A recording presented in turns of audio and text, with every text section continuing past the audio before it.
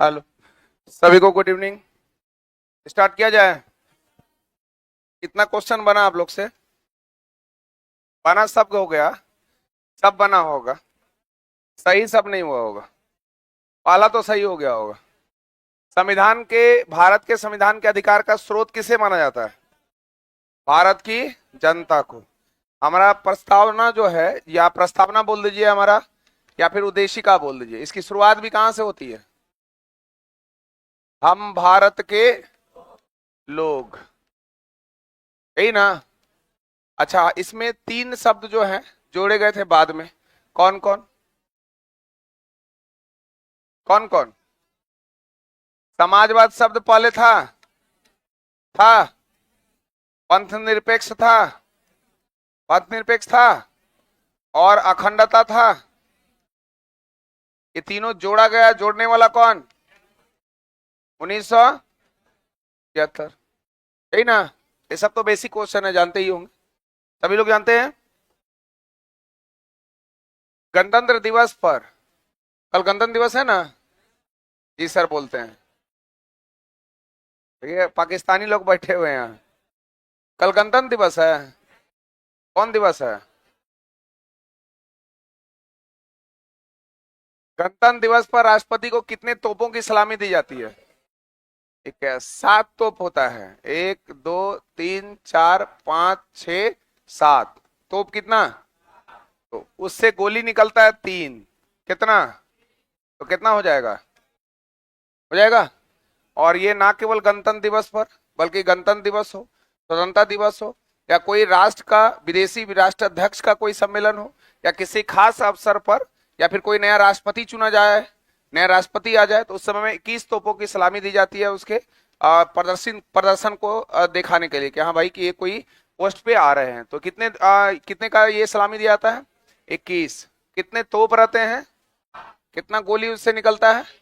3 3 round में गोली निकाल, टोटल कितना हो गया? 21। 92 वर्ष तक अलग अलग पेश किए जाने के बाद किस वर्ष में रेल बजट को केंद्रीय बजट में शामिल कर दिया गया? आप लोग जो जो इकोनॉमिक्स पढ़े होंगे क्लास में, कितने लोग पढ़े थे? जिसको हम मेरे से क्लास में पढ़े होंगे तो अभी रिसेंटली खत्म किए थे, तो उसमें हम 2 3 लाइन लिखाए थे बजट वाले में, याद होगा। ऑकवर्ड समिति, कौन सा समिति था? ऑकवर्ड समिति, याद आ रहा है? ऑकवर्ड समिति कब बना था? यही पढ़े हैं, याद है। 1921। अपना रिपोर्ट कब दिया? 1924। पूरा इंप्लीमेंट कब हुआ?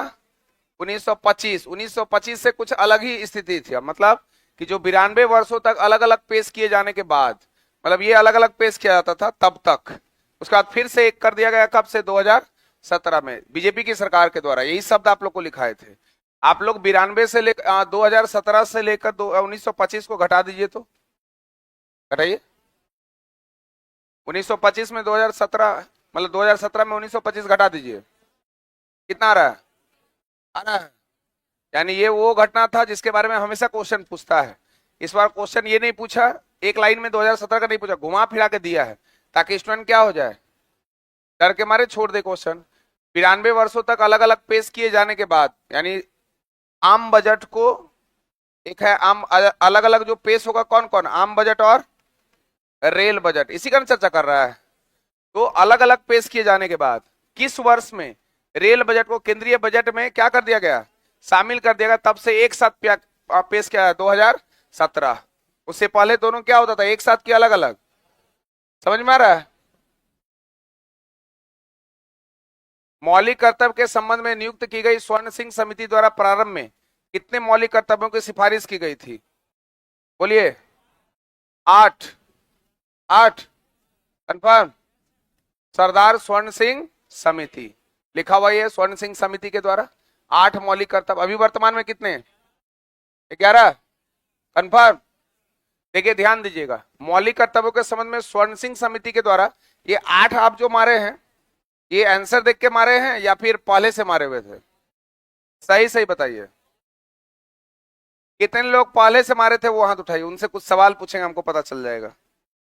अभी देखिए हाथ नहीं उठाएंगे कोई। हाँ हाथ उठाइए, कितने लोग पहले से मारे थे?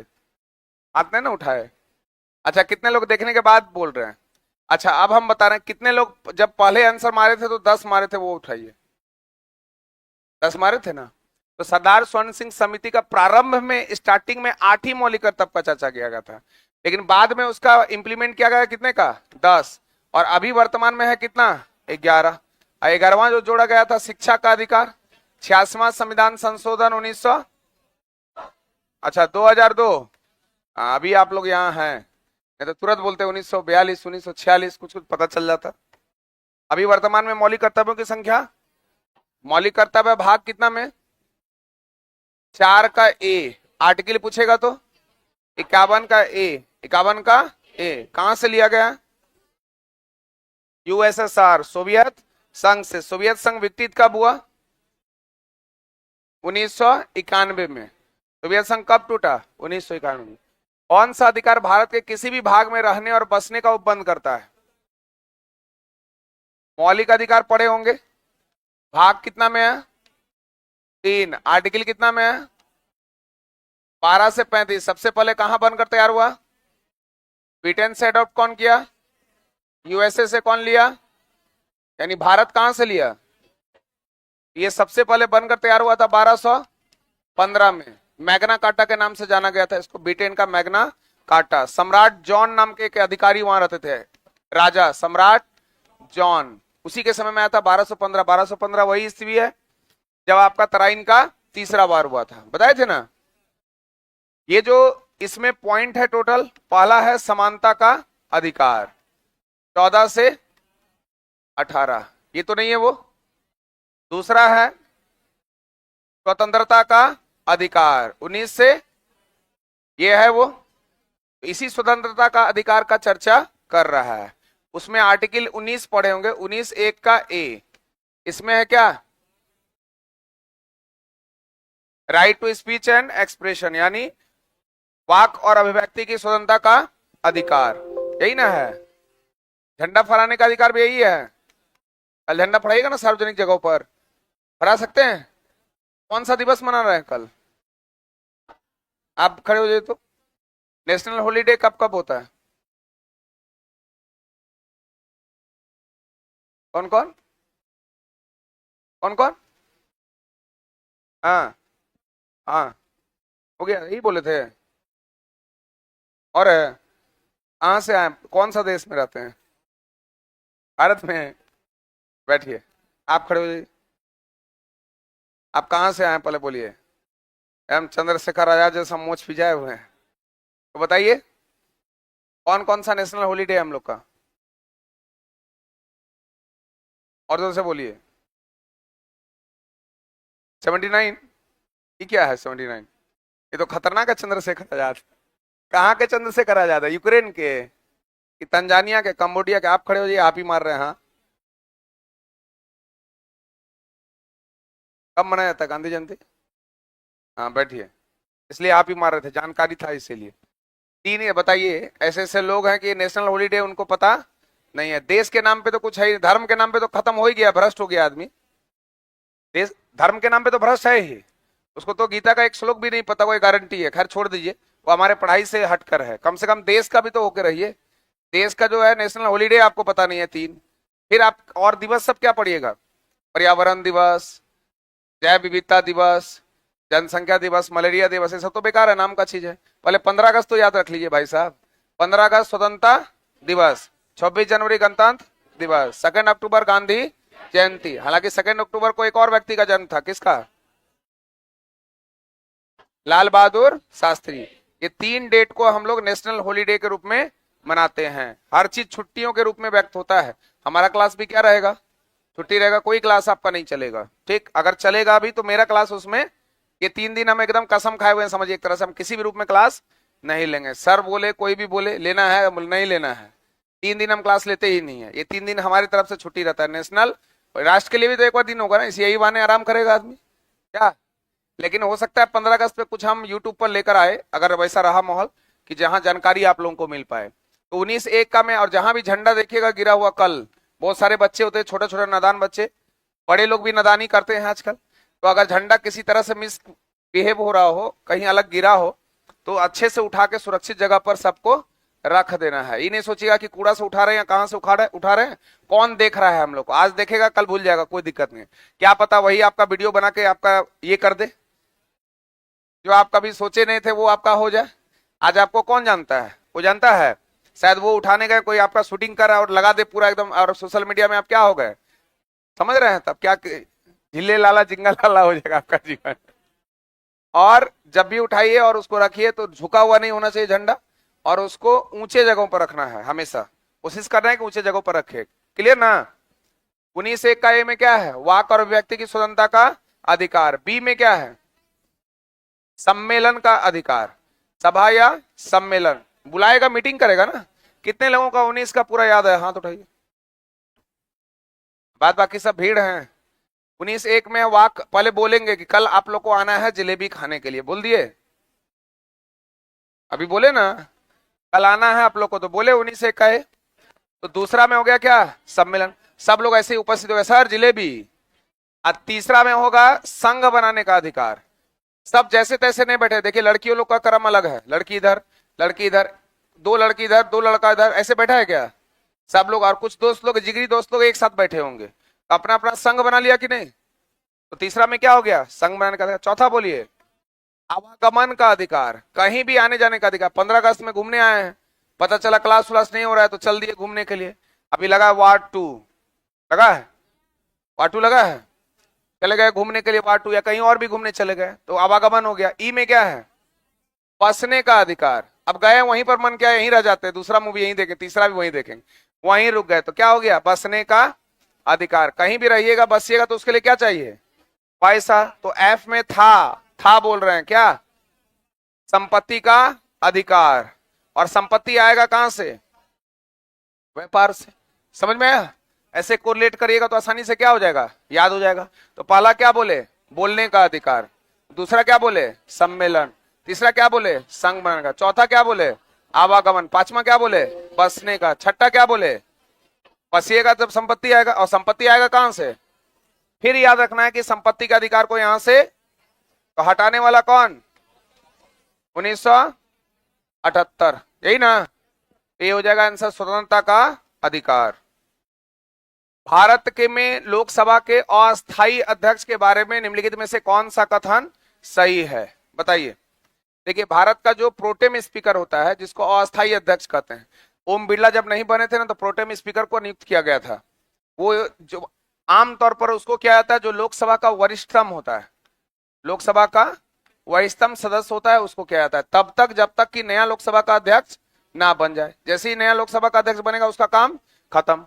तो भारत में लोकसभा के अस्थायी अध्यक्ष के बारे में कौन सा कथन सही है। इस पद के लिए नाम की सिफारिश लोकसभा के निवर्तमान अध्यक्ष द्वारा की नहीं है, उनकी नियुक्ति भारत के राष्ट्रपति द्वारा की जाती है। आपका ऑप्शन क्या है, सही है। जो प्रोटेम स्पीकर होता है उसकी नियुक्ति किसके द्वारा होती है, भारत के राष्ट्रपति के द्वारा, और वही बनता है जो आमन रूप से आमतौर पर लोकसभा का वरिष्ठतम सदस्य होता है।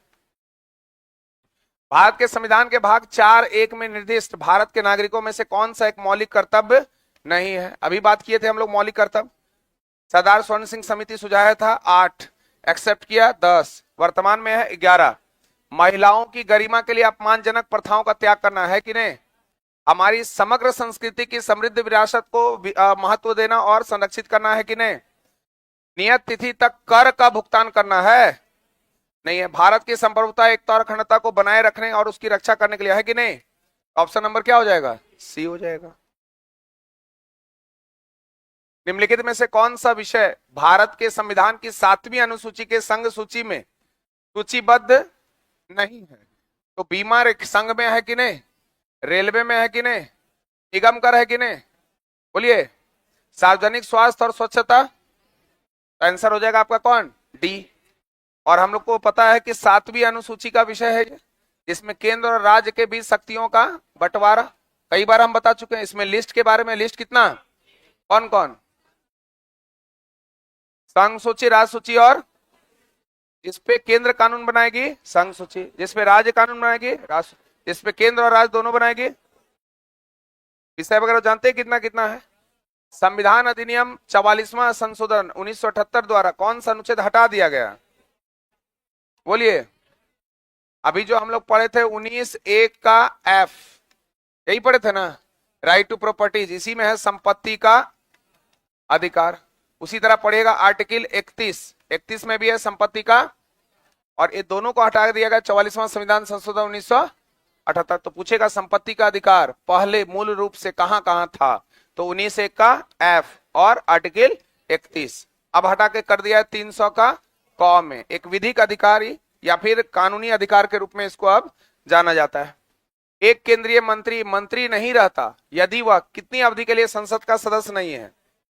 हाँ, लगातार अगर वो 6 महीने के लिए सदस्य नहीं है तो उसकी सदस्यता क्या कर दी जाएगी, खारिज।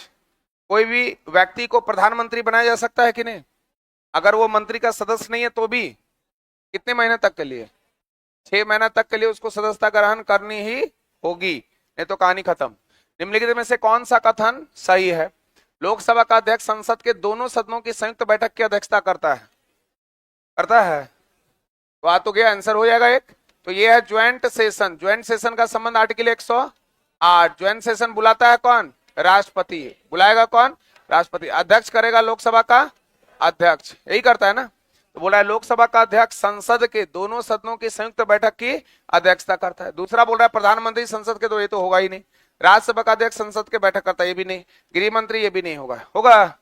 तो ज्वाइंट सेशन मतलब क्या हो गया, संयुक्त अधिवेशन। संयुक्त अधिवेशन का मतलब मान लीजिए ये लोग राज्यसभा है, लोकसभा है, और ये लोग राज्यसभा है, दोनों के बीच कोई विवाद हो गया, हम है कौन, लोकसभा के अध्यक्ष, तो हम ही ना यहाँ पर ऑर्डर करेंगे। अल्लाह मत करिए, शांति बनाए रखिए, बैठिए महाशय बैठिए। अब क्या हुआ कि कुछ ऐसा विवाद हुआ, उस विवाद में कुर्सी फेंका फेंकी क्या हो गया, अब हम चिल्ला रहे हैं, कोई मेरा बात सुन ही नहीं रहा है, दोनों रूस गया। तब यहां से हम बोलेंगे कि ऑर्डर ऑर्डर ऑर्डर, है ना। पंखा उंखा गिरा क्या, क्या आवाज किया जी, ऊपर भी है क्या कुछ, हड़बड़ाइए नहीं। ए ऊपर कुछ आवाज कर रहा है क्या, देखिए तो पता चलेगा। पत्थर के फेंक रहा है, बैठे रहिए बैठे, क्या है देखिए तो क्या आवाज कर, जल्दी से।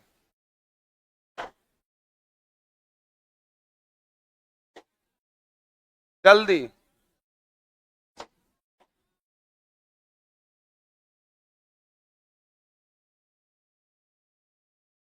एक दो देख सकते हैं अगर देखना हो तो, कोई वॉइस देखिए तो कुछ हो रहा है क्या।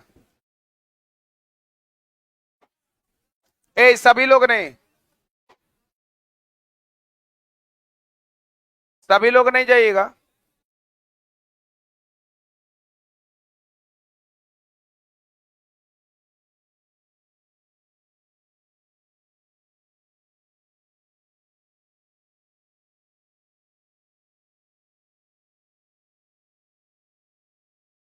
ये लोग देख भी नहीं पाएगा।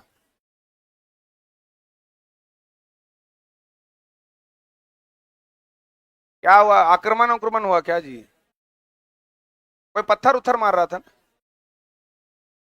लेकिन ये लोग पता करेगा तब ना, पहले नीचे देखेगा तब ना।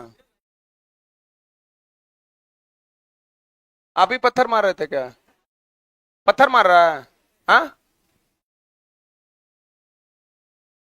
कोई बाहर नहीं जाइएगा आप लोग।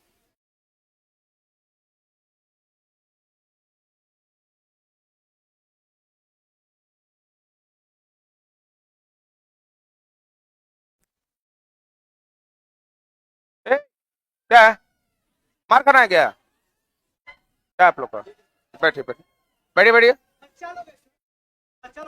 सभी लोग बैठिए, बैठिए ना, आप स्टाफ हैं, बैठने ना बोल रहे हैं, बैठिए बैठिए बैठिए। कौन बच्चा लोग है, ऐसे पत्थर मारता है बच्चा लोग।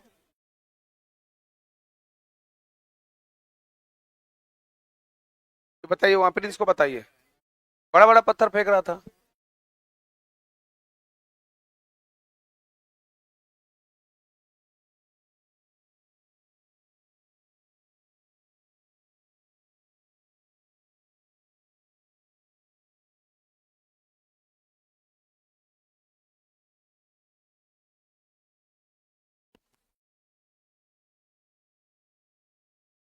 चलिए, और बाद बाकी लोग बैठिए।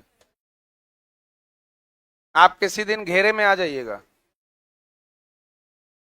Access is more than dangerous. कोई भी चीज जो अधिकता होता है ना, उससे क्या होता है, हानि होता है, पता है ना। नमक की मात्रा उतना ही हो जितना खाने में। जब हम बोले आप लोग ऐसा थोड़े कि आप लोग को छोड़ के हम भाग जाएंगे। अब हम दूसरा भी बता रहे हैं चीजों को, कि हम मोबाइल को कहाँ लिखे रखे थे, हाथ में, आप लोग ध्यान दिए। बोल रहा है बच्चा फेंक रहा है, बाहर नहीं निकलिएगा।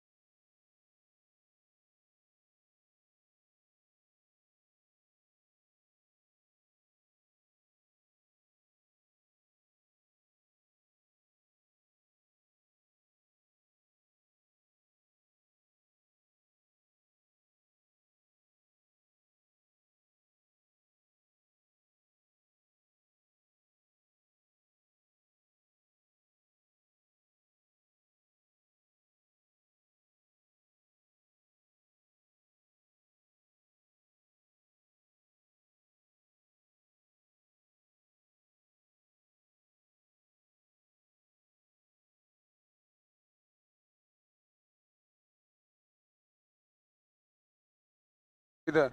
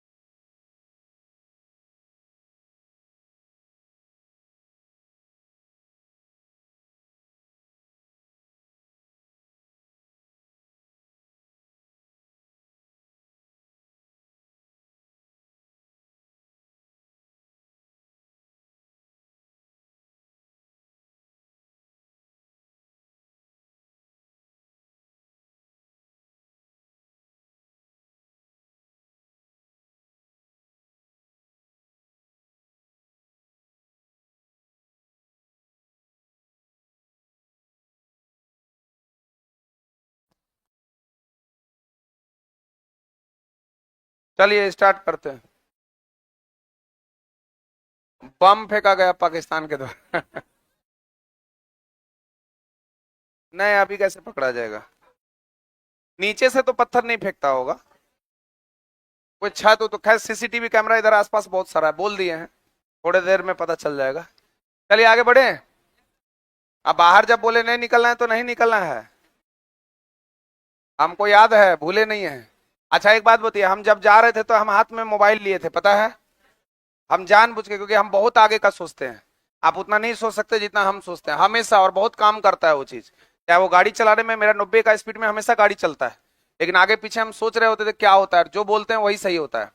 जितना भी घटना घटता है सर लोग को भी बोलते रहते हैं, अब देखिए अगला स्टेप ये होगा, अगला स्टेप वही होता है, फिर सब सर लोग को बोलते देखे क्या बोले थे, अरे मेरा तारीफ कीजिए ना, तो सब लोग फिर मेरा तारीफ करते हैं। मोबाइल इसलिए लेकर गए क्योंकि बहुत बार हम देखें कि मोबाइल का जरूरत पड़ता है तो आप कुछ नहीं कर पाएंगे। तो हम मोबाइल हाथ में लेने में कितना सेकंड लगा, ज्यादा सेकंड लगा, बहुत लोगों को पता भी नहीं चला कि सर मोबाइल हाथ में लिए, भागने के लिए नहीं लिए हैं, ताकि अगर वैसा कंडीशन हो, जरूरत पड़े तो तुरंत किसी को कॉल करके बुला लेने। तो खाली जगह किसको चिल्लाएगा आदमी, बात समझ में आ रहा है? तो पहले अपना सेफ्टी के साथ साथ, अब आप लोग हमारे जिम्मेदारी है, आप लोग को छोड़ के थोड़े चल जाएगा। और कौन सा बम गिर रहा है, तो पत्थर ही थोड़ा भी गिरेगा ना यहाँ पर, तो इसमें आवाज ज्यादा करता है, ठीक है? और जब बोले बाहर नहीं निकलना तो नहीं निकल, हम तो खुद ही बोले थे कुछ लोग चले जाइए, 2-4 लोग जाके देखिए, सबको निकलने से फायदा है? एक बार हल्ला फैला देगा भाग, सब भागने लगेगा, तो जालियांवाला बाग हत्याकांड पड़े है ना जी, कहानी खत्म हो जाएगा। तब पूछेगा गोली चलाने का आदेश कौन दिया था? चंद्रा सर। फिर चंद्रा सर को मारने के लिए आएगा उधम सिंह, लंदन जाके मारेगा नहीं। आगे बढ़े, डिस्टर्ब कर दिया बहुत। भारत के संविधान का अनुच्छेद 19D किससे संबंधित है, बोलिए? अभी ना पढ़ाए हैं, किससे संबंधित है? ए, बी, सी, चलिए ठीक है, अभी तो सारा पॉइंट लिख दिए थे। भारत के संविधान के निम्नलिखित अनुच्छेदों में से कौन सा शिक्षा का अधिकार प्रदान करता है? 21 का ए, 6 से 14 वर्ष तक के बच्चों के आयु को निःशुल्क शिक्षा देने का प्रावधान है। नीति आयोग का गठन किस वर्ष हुआ? देखिए गठन तो हुआ था 2000, ऑप्शन है, लेकिन इंप्लीमेंट हुआ था 2000, ऑप्शन है। तो इस हिसाब से आंसर क्या हो जाएगा? Option number. एग्जाम में पूछा हुआ क्वेश्चन है, देखिए सेम एग्जाम में क्वेश्चन पूछा हुआ है, देखिए दिल्ली पुलिस कांस्टेबल दिसंबर 2020 शिफ्ट 2 में पूछा है, लेकिन इसमें 2014 नहीं दिया था, तो आंसर 2015 ले लिया। स्वतंत्र भारत की पहली कैबिनेट के संदर्भ में निम्नलिखित में से कौन सी जोड़ी शामिल है? राजकुमारी अमृता कौर शिक्षा, नहीं ये तो अबुल कलाम थे, मौलाना अबुल कलाम आजाद शिक्षा मंत्री थे, ये तो ऐसे ही छट गया। श्यामा प्रसाद मुखर्जी उद्योग और आपूर्ति, ये ठीक है। राजेंद्र प्रसाद वाणिज्य नहीं थे, बल्कि एक खाद्य और कृषि मंत्री थे। तो नॉर्मल क्वेश्चन था, आंसर मार दिए होंगे। हरिजन के प्रारंभकर्ता कौन थे? महात्मा गांधी। ये सब आंसर सही हुआ है ना? कंफ्यूजन है ना ये सब में? निम्नलिखित में से किस भारतीय राष्ट्रीय कांग्रेस के अधिवेशन में जवाहरलाल नेहरू ने समाजवाद को भारत की समस्याओं को हल करने की कुंजी बताया है? लाहौर, लखनऊ, इलाहाबाद या रामगढ़? आंसर क्या है? लखनऊ अधिवेशन। कौन सा अधिवेशन? आप लोग का आंसर मिलाया गया है, लाहौर दिया है क्या? 1907 में हुआ था सूरत अधिवेशन, और सूरत अधिवेशन की अध्यक्षता किए थे रास बिहारी घोष, और इसमें गरम दल और नरम दल दो भागों में क्या हो गया था? बढ़ गया था। फिर ये दोनों को मिला दिया गया 1916 में। कौन सा अधिवेशन? लखनऊ अधिवेशन। और इसमें थे अंबिका चरण मजूमदार, ये दोनों आके क्या हो गया? मिल गया। और ये अधिवेशन कहाँ हुआ था? लखनऊ में। कहां पर हुआ था? लखनऊ में। नवाबों का शहर कौन है? छोटा इमामबाड़ा, बड़ा इमामबाड़ा, केंद्रीय विश्व अनुसंधान केंद्र, केंद्रीय औषधि अनुसंधान केंद्र, केंद्रीय वनस्पति अनुसंधान केंद्र? लखनऊ है। वन वाला देहरादून है, कभी कभी हम सही बोल देते हैं। प्रांतों में द्वैध शासन प्रणाली किस अधिनियम के अंतर्गत लागू की गई? बोलिए। देखिए इसमें 3 हमेशा क्वेश्चन पूछता था, पूछता है और पूछता रहेगा। ये आपका पॉलिटी में भी पूछेगा और हिस्ट्री में भी पूछेगा। 1909 का मार्ले मिंटो सुधार अधिनियम। मार्ले भारत के सचिव थे, मिंटो का वहां के वायसराय, तो बन गया मार्ले मिंटो सुधार अधिनियम। और इसके द्वारा क्या हुआ था? पृथक निर्वाचन की बात, मुस्लिमों के लिए अलग से चुनाव की व्यवस्था, निर्वाचन की व्यवस्था किया गया था, यही ना? 1919 में कहा जाता है मॉन्टेग्यू चेम्सफोर्ड सुधार अधिनियम। मॉन्टेग्यू थे यहाँ के सचिव और चेम्सफोर्ड थे वहां के वायसराय। ऐसे पूछेगा मॉन्टेग्यू घोषणा कब हुई थी? तो 1917। मॉन्टेग्यू घोषणा कब हुई थी? 1917। मॉन्टेग्यू घोषणा मॉन्टेग्यू घोषणा।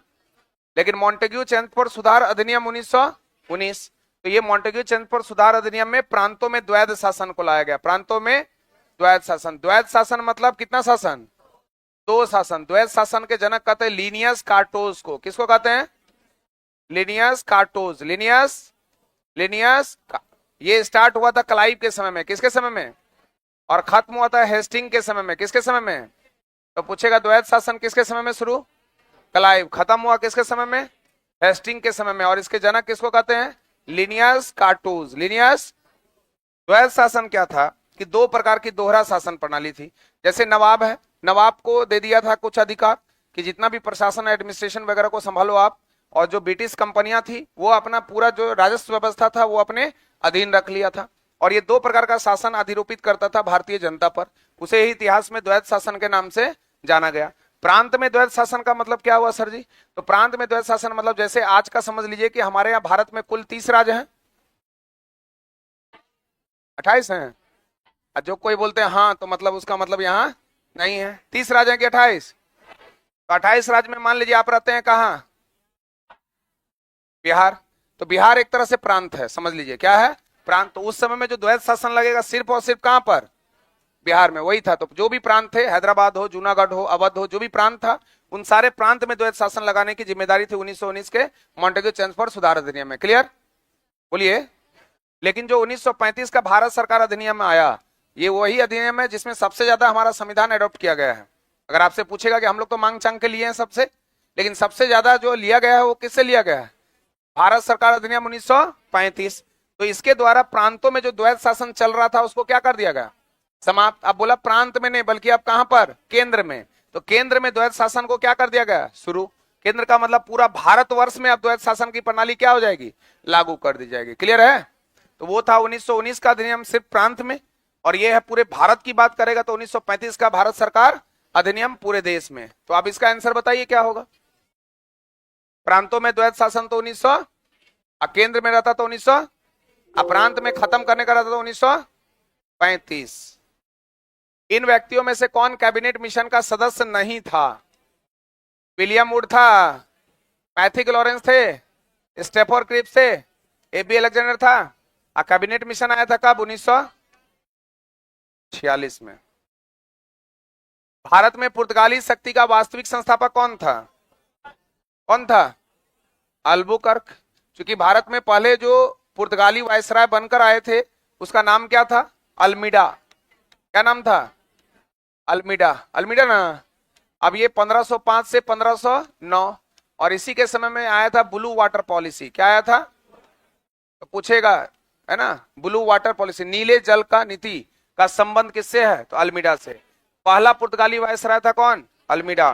ब्लू वाटर पॉलिसी का मतलब कि जो हिंद महासागर का जो इंडियन ओशियन था, हिंद महासागर के आसपास के क्षेत्र को अपने कब्जे में रखने का प्रयास किया था पुर्तगालियों के द्वारा। इसी को कहा गया ब्लू वाटर पॉलिसी, जो किसके समय में आया था? अल्मीडा। लेकिन अल्मीडा के बाद जस्ट बाद जो आया दूसरा गवर्नर बना, पुर्तगाली गवर्नर, जिसका नाम था अल्बुकर्क। क्या नाम था?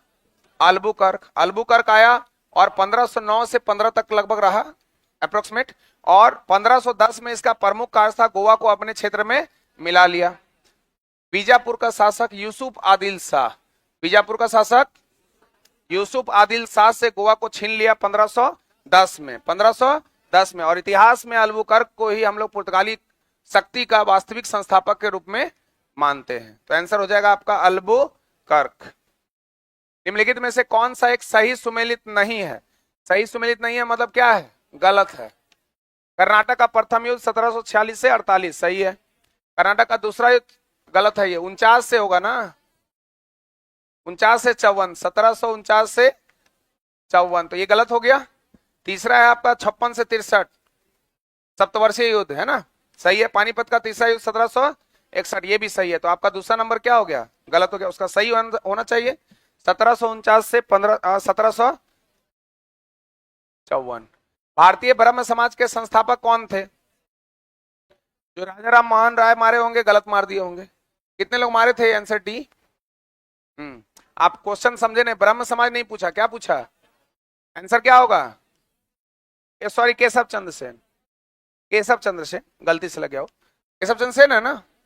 अगर ब्रह्म समाज रहता तो 1828, 1800 स्प्रिंगिंग टाइगर पुस्तक बोलिए। सुभाष चंद्र बोस, इनका नाम था नेताजी। नेताजी सुभाष चंद्र बोलते थे। नेताजी कौन दिया था उपाधि? Adolf Hitler. एडॉल्फ हिटलर का आत्मकथा का नाम क्या था? मीन कैंप, मेरा संघर्ष। और उनकी मृत्यु कैसे हुई थी? आत्महत्या से। उनका वो मूल निवासी थे कहां के? ऑस्ट्रिया के। जबकि वो चांसलर बने थे कहां के? जर्मनी के। भारत में 1613 में अंग्रेजों ने अपनी पहली फैक्ट्री कहां स्थापित की थी? सूरत। जब यहां पर अंग्रेज लोग आए थे तो उन लोगों का डिमांड था 1608 में जहांगीर से पूछे कि हमको दे दीजिए कौन सा जगह? सूरत। जहांगीर दिया? मना कर दिया। फिर प्रयास किया 1613 में। वो कहावत है ना, जब तक तोड़ेंगे नहीं तब तक। अंग्रेज भी वही था, जब तक तोड़ेंगे नहीं तब तक छोड़ेंगे नहीं। तो 1613 में फिर से जहांगीर से मांगा, सूरत दे दिया। तो 1613 में दे दिया तो ये उसको फैक्ट्री स्थापित कर दिया। यानी अंग्रेजों के द्वारा पहला सफल और अस्थायी फैक्ट्री जो खोला गया वो खोला गया कहां पर? सूरत में खोला गया। कब? 1613 में। लेकिन इसी बीच जब 1608 में मांगा था, नहीं दिया, तो पूर्वी तट पर मसूलीपट्टनम में अपनी फैक्ट्री डाल दिया था 1611 में। कब डाला था? कहां पर? मसूलीपट्टनम में। कहां पर? मसूलीपट्टनम में। लेकिन ये अस्थाई था कि अस्थाई? अस्थाई। तो अगर आपका शब्द लगा दे अस्थाई तो 1613 में कौन हो जाएगा? सूरत। किससे आदेश लिया था? जहांगीर से। निम्नलिखित में से कौन सा एक सुमेलित नहीं है? नहीं है मतलब गलत ना। प्रार्थना समाज आत्माराम पांडु रंग। आत्मीय सभा देवेंद्रनाथ टैगोर है। आत्मीय सभा की स्थापना 1800, अगर नॉर्मल किताब या कंपटीशन का बुक देखेंगे तो 1815, एनसीईआरटी का किताब में देखेंगे तो 1814। बोले सर हम लोग क्या मारेंगे? आप लोग 1815 ही देगा, घबराना नहीं है। 14-15 दोनों देगा तो 15 ही आप मार के आइएगा, आपके लिए कोई दिक्कत नहीं है। केस उस करने वाला झमेला नहीं है। लेकिन अगर आप ऊपर का एग्जाम देते हैं कमीशन का, तब आपको मानना पड़ेगा 1814। आत्मीय सभा की स्थापना किसके द्वारा हो गई थी? राजा राम मोहन राय के द्वारा 1815 में। भारतीय ब्रह्म समाज केशव चंद्र सेन। उधर तो अभी पढ़े ये क्वेश्चन। राधा स्वामी सत्संग का संबंध किससे? तुलसीराम। यानी पूछा है कौन सा कथन क्या है? सुमेलित नहीं है, गलत है। तो गलत कौन है? बी, यानी ऑप्शन नंबर बी हो जाएगा। श्री गुरु गोविंद सिंह जी ने खालसा पंथ की स्थापना कब की? 1600। सिखों के पहले गुरु कौन? गुरु नानक। दूसरे गुरु कौन? गुरु अंगद। तीसरे कौन? अमरदास। चौथे कौन? रामदास। पांचवें कौन? कौन? अर्जुन देव। छठे कौन? हर गोविंद। हर हर हर महादेव नहीं बताते थे? हर गोविंद के बाद हर राय। हर राय के बाद हर किशन। हर किशन के बाद तेग बहादुर। तेग बहादुर के बाद गुरु गोविंद सिंह। तो सिखों के कितने गुरु हुए थे?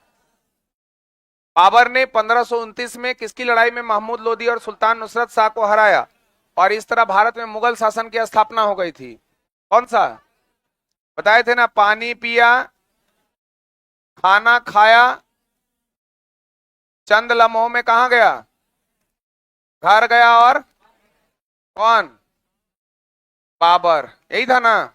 तो पानी पिया मतलब पानीपत का पहला युद्ध 1526। खाना खाया मतलब खानवा का युद्ध 1527। चंद का मतलब चंदेरी का युद्ध 1528। घर मतलब घाघरा का युद्ध 1529। यही ना पूछा है। और मर गया मतलब मृत्यु 1530। 29 वाला क्या हो जाएगा? घाघरा। पहला वाला हुआ था बाबर और इब्राहिम लोदी। सब में बाबर क्या हो गया? जीत गया है। तो जीतने वाला का नाम लेके फालतू टाइम बर्बाद नहीं करना है। तो बाबर और इब्राहिम लोदी। खानवा का युद्ध हुआ था बाबर और राणा सांगा। चंदेरी का युद्ध हुआ था बाबर और मेदिनी राय के बीच। घाघरा का युद्ध हुआ था अफगानों के साथ। और मृत्यु हो गया था 1530 में। किसका? और इनके मृत्यु के बाद इनको पहली बार दफनाया गया था कहां पर? आगरा के आराम बाग में। तब हुमायूं को याद आया कि बाबर खुद बोले थे कि हमारा मकबरा कहां बनाना है। तो 9 साल के बाद उसको उखाड़ के फिर कहां ले गया? काबुल। तो उसका मकबरा बन गया कहां? काबुल। हुमायूं और शेरशाह सूरी के बीच चौसा का युद्ध किस वर्ष में हुआ था? चौसा 40 में। तो कब हुआ था? जब भी ये क्वेश्चन पूछेगा तो 39-40 दोनों देगा, ऑप्शन पक्का है। देखिएगा हमेशा अगर अष्ट दिग्गज का क्वेश्चन पूछा तब उसमें आपको अष्ट प्रधान भी मिलेगा। एकदम लिख लीजिए, एकदम जहां सेट मारिएगा या एग्जाम में जाइएगा ये दोनों शब्द आपको दिखेगा। अष्ट दिग्गज जहां दिखेगा वहां अष्ट प्रधान दिखेगा। जहां आपको पूछ देगा कि फाहियान किसके समय में आया था, तब वहीं पर आपको देगा किसका, वेनसांग का भी। एकदम जुड़वा प्रश्न है, वेनसांग देगा, क्योंकि यही कंफ्यूजन होता है बच्चा को। साइंस में अगर पूछेगा हाइड्रोमीटर तो हाइग्रो पक्का देगा, हाइड्रोमीटर जिसे डेंसिटी हम लोग व्यक्त करते हैं, तो इसमें क्या लगाएगा, हाइग्रोमीटर, ताकि आपका कंफ्यूजन क्या रहे, बना रहे। पक्का एक क्वेश्चन जोड़ा करके आता है। और चौसा का युद्ध पूछेगा 39 1539, तो आपके साथ लगाएगा 1540 भी गारंटी के साथ, ताकि कंफ्यूजन करिए। ये सब देखा हुआ है, जितना सेट मारिएगा, जितना आप एग्जाम दीजिएगा ना, वो यही रवैया अपनाता है। और यहीं पर बच्चा क्या करता है, यहीं पर फंसता है, मैक्सिमम बच्चा यहीं पर फंसता है। इसलिए हम यहीं पहले बता देते हैं, स्टूडेंट को फंसने का जरूरत नहीं है। यहाँ पर हाइड्रो, डी से डेड्रो, और डी से क्या होता है, डेंसिटी। निकल गया तो एक निकल गया, दूसरा का जरूरत है, अपने आप आ जाएगा। न्यूमिस्मेटिक पूछेगा तो वहां पर आपको एपिग्राफी भी पूछेगा, क्योंकि जानता है बच्चा साथ में पढ़ रहा है, यही गलती करेगा, और गलती करना ही नहीं है। ये हो जाएगा 1539।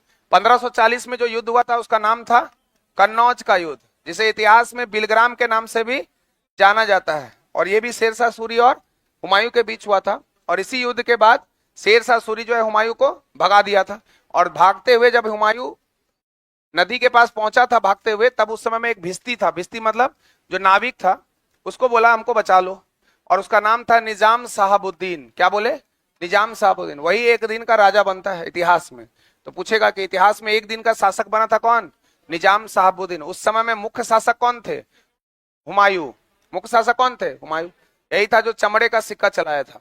चमड़े का सिक्का चलाने वाला दो व्यक्ति, एक निजाम साहबुद्दीन और एक मोहम्मद बिन तुगलक। मोहम्मद बिन तुगलक का एक नाम और जुड़ता है। सांकेतिक मुद्रा का प्रचलन कौन चलाया था, मोहम्मद बिन तुगलक। अकबर द्वारा किस वर्ष में इबादत खाना, पूजा घर का निर्माण कराया गया था, 1575। पूछेगा अकबर के द्वारा मनसबदारी प्रथा चलाया गया था, इसका संबंध किससे है, सैन्य प्रशासन से। 1562 में दास प्रथा का समाप्ति, 1562 में हरम दल से मुक्ति, 1563 में तीर्थ यात्रा कर की समाप्ति, 1564 में जजिया कर की समाप्ति। गैर मुसलमानों पर लगाए जाने वाला एक प्रकार का धार्मिक कर होता था, कौन सा कर, जजिया कर। और जजिया कर लगाने वाला पहला मुसलमान कौन, मोहम्मद बिन कासिम। भूल गए। 1582 में दीन इलाही धर्म की स्थापना, दीन इलाही धर्म की स्थापना। और 1583 में इलाही संवत की स्थापना। इलाही संवत एक प्रकार का कैलेंडर है, इलाही संवत। ये सब चलाया था कौन, अकबर। बुलंद दरवाजा कौन बनाया था, अलाई दरवाजा कौन बनाया था, अकबर। सब अकबर। ले जाओ मोदी साहब, ले जाओ। अलाई दरवाजा कौन, अलाउद्दीन खिलजी। हम तो देखना चाह रहे थे, पहले ले चल रहे थे सुर में, दुक्का दू, दू दूनी चार, दू तिया 6, मुझे 3 तिया, अभी ना बोले 9, तो आप लोग तो गलती कर देते हैं। आंसर क्या हो जाएगा, 1575। इलाहाबाद का अशोक स्तंभ किसके शासन के बारे में सूचना प्रदान करता है, समुद्रगुप्त। भारत का नेपोलियन कौन, भारत का नेपोलियन समुद्रगुप्त। इसलिए कहा गया क्योंकि उत्तर भारत का 8 से 9 राज्य को क्या कर लिया था, जीत लिया था। दक्षिण भारत का कितना राज्य को, 12 को। इसका नाम लिखा था विंसेंट स्मिथ। क्या नाम था, तो विंसेंट स्मिथ ने इन्हें कहा था भारत का नेपोलियन। तो भारत का नेपोलियन कौन, समुद्रगुप्त। समुद्रगुप्त के सिक्कों पर दिखाया वीणा वादन करते हुए, क्या वादन, जिससे पता चलता है कि किसका प्रेमी था, संगीत प्रेमी था। कौन प्रेमी, संगीत। मौर्य वंश के संस्थापक चंद्रगुप्त मौर्य। नंद वंश का अंतिम शासक हरानंद को हरा कर ये गद्दी पर बैठा था। इसके गुरु का नाम था चाणक्य, कौटिल्य, विष्णुगुप्त, है ना। और उसका शिष्य था राधागुप्त। उसका शिष्य कौन था, शिष्य का मतलब 2 तरह का, एक शिष्य हो गया राजा वाला, जैसे मान लीजिए कोई शिष्य है कौटिल्य या कौटिल्य चाणक्य है, तो कौटिल्य जो है कैसा दिखता है, उसका बाल उल था या टकला था, टकला था ना, नहीं था इस तरह, अब तो बनेगा भी नहीं हमसे। टकला, टिक्की सिर्फ नजर आता था उसका बाल पे, यही रहता था ना। तो ये हो गया आपके कौटिल। कौटिल का जो शिष्य होगा ऐसे ही टकला वाला होगा, एक शिष्य ये हो गया। और एक शिष्य होगा जो राजा वाला होगा। जो चंद्रगुप्त मौर्य भी तो शिष्य था, तो ये राजा वाला, ये टकला थोड़े है। पास में आ रही है, टकला वाला शिष्य पूछेगा तो कौन, राधागुप्त। अब आप सोचिएगा कि सर एक बात बताइए, एग्जाम में क्या लिखेगा, टकला वाला, नहीं ऐसा कुछ नहीं लिखेगा, वो अंडरस्टूड है, समझ में आ जाएगा आपको। जिस तरह का ऑप्शन देगा ऑटोमेटिक आपको समझ में आ जाएगा। इसका मतलब कि कौटिल के बाद जो उस राजवंश को आगे बढ़ाया उसके रूप में, उत्तराधिकारी के रूप में, उसका नाम था राधा गुप्त। कौटिल का उत्तराधिकारी चंद्रगुप्त मौर्य थोड़े था। कौटिल के सहयोग से चंद्रगुप्त मौर्य राज सिंहासन को प्राप्त किया था, नंदवंश का अंतिम शासक घनानंद को हराकर। बात करेंगे चंद्रगुप्त प्रथम, इसको गुप्त वंश का वास्तविक संस्थापक कहते हैं। जब ये गद्दी पर बैठा था 319 में, उसी समय में एक संवत चला था जिसका नाम था गुप्त संवत। तो गुप्त संवत कौन चलाया था? चंद्रगुप्त प्रथम। और इन्होंने कुमार देवी नामक लड़की से क्या किया था? विवाह। और उनके सिक्कों पर कुमार देवी का तस्वीर अंकित है। तो पूछेगा कि किस गुप्त वंश के शासक के समय में कुमार गुप्त का सिक्का में देखने को मिलेगा? तो चंद्रगुप्त प्रथम। चंद्रगुप्त द्वितीय के समय में नवरत्न हुआ करता था। अमर सिंह था, कालिदास था, शंकु था, बैताल भट्ट था, बराहमीर था, पढ़े ना सब? उसमें सबसे इंपोर्टेंट तीन, एक है कालिदास, एक है बराहमीर और एक है धन्वंतरी। धन्वंतरी कौन थे? चिकित्सक। बराहमीर कौन है? खगोलक। कालिदास कौन है? नाटककार। याद है ना? तो अभिज्ञान शाकुंतलम के लेखक कौन? कालिदास। मालविका अग्निमित्र के लेखक कौन? कालिदास। मेघदूतम का लेखक कौन? कालिदास। विक्रमोर्वशीयम का लेखक कौन? कालिदास। ऋतुसारम का लेखक कौन? न जाने कितने पुस्तकों के लेखक थे कौन? कालिदास। और दुर्भाग्य था कि जिस पेड़ पर बैठे थे उसी की टहनी को काटने का प्रयास कर रहे थे, इतना बोका थे कौन? कालिदास। तो चलिए हम लोग का आज का सभा क्या हो गया? समापन। ठीक है? होमवर्क दिए थे क्या? क्या दिए थे होमवर्क? बनाए हैं सब लोग? अच्छा नहीं बनाए हैं? अच्छा हम ये भी बोले थे 5 बेंच वाला लोग बताएगा, इसीलिए सब लोग बता रहा है। ये होमवर्क अब अगला क्लास में चलेगा, ठीक? अगले क्लास में टाइम थोड़ा बर्बाद हो गया। देखिए आप लोग को डांटते डांटे बुरा लगा? बुरा लगना चाहिए, बोलती है नहीं लगा। देखिए मतलब मेरा डांटने का कोई वैल्यू ही नहीं है। नहीं, अरे डांटना, डांटे तो बुरा लगना चाहिए कि नहीं? आइए डांट जानबूझकर, इतने लड़कियों में किसी को नहीं हुआ, यही क्यों? तो डांट सुनने का इसको मन था ना। भगवान ऊपर से बोलते हैं इसको डांटिए। अब मेरा काम है कि गलत करिएगा तो डांटेंगे ही, समझ रहे हैं? मेरा भाई जब मेरा क्लास में बैठता था ना, भूल से भी अगर इधर उधर करता, कितने बच्चे हमारे क्लास में नाराज हो गए थे, क्योंकि हमको क्लास में एक ही चीज पसंद आता है, वो है क्या? डिसिप्लिन। हम भी जब आते हैं तो पूरे डिसिप्लिन के साथ रहते हैं, और हम भी ये प्रयास करते हैं कि मेरे साथ जो भी बच्चे रहे वो डिसिप्लिन। मेरे क्लास का सबसे पहला प्रायोरिटी क्या है? डिसिप्लिन। फिर पढ़ाई, पढ़ाई तो होते रहेगा, लेकिन पहला चीज जो है वो अनुशासन आपके अंदर होना चाहिए। नहीं तो र से राम और र से रावण। राम से ज्यादा शक्तिशाली था कौन? रावण का क्या असर हुआ? सीता मैया को लेकर भाग गया था, वो चला गया ना। तो इसी तरह याद रखिएगा, कौ से कंस और कौ से कृष्ण। तो अनुशासन के साथ पढ़िएगा तब आप कर पाए। जब हम मना किए तो जरूर कुछ कारण रहा होगा, इसी तरह की घटना घट जाएगी, फिर उसकी जिम्मेदारी कौन लेगा? जब मना किए तो विश्वास है, विश्वास के साथ ही ना यहाँ बैठे हैं, बोलिए। अब फिर तो आपका रिस्पॉन्सिबिलिटी हम लोग के ऊपर है। जब मना किए तो एकदम रुक जाना है। आतंकवादी हमला होगा, आप लोग बोले मना करें, रुको सर, रुकेंगे थोड़े, हम लोग जाके मारेंगे सबको, 2-3 गोली मारेगा, कहानी क्या हो जाएगा? खत्म। आप बोलती है बुरा नहीं लगा, बताइए। डांट दिए फिर भी बुरा नहीं लगा। ऐसे अब मेरा डांटने का मान नहीं था, लेकिन क्या होता है ना, बहुत सीरियसली काम करना पड़ता है। कोई बड़ा चीज नहीं था, छोटा चीज था, लेकिन बड़ा चीज भी तो हो सकता है। अरे मान लीजिए पाकिस्तान को सच में हमला करना हो, वो हमारा कोचिंग पे ही करेगा ऐसा जरूरी नहीं है, लेकिन मान लीजिए सच में हो गया हो, हम ये सोच के साथ है कि कोई ढेला फेंका है, सही बात है? बोल ही नहीं रहे। चलिए आप लोग नाराज हैं लगता है। और आप लोग कल 15 अगस्त मनाइए बढ़िया से।